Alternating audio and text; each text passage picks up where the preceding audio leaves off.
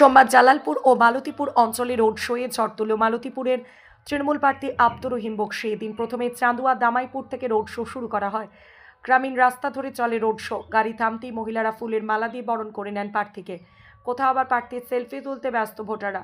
শয়ে শয়ে কর্মী সমর্থকদের নিয়ে চলে জোরদার রোড শো।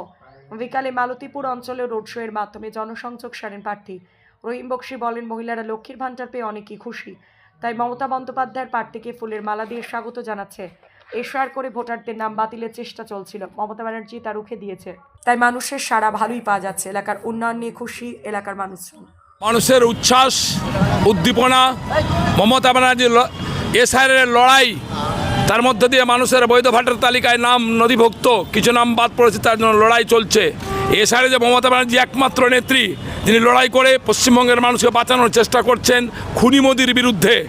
এতে মানুষ উচ্ছ্বাসিত হয়ে আর মমতার উন্নয়নকে সামনে রেখে মমতা ব্যানার্জির নামে জোড়া ফুল চিহ্নে ভোট দিবেন।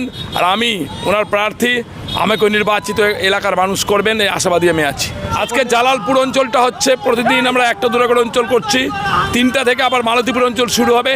এইভাবে করে আমাদের 11টা অঞ্চল, আজকে 2টো হলে আমাদের 6খানা অঞ্চল হবে, আর 5টা অঞ্চল 2-3 দিনের মধ্যে আমরা শেষ করব।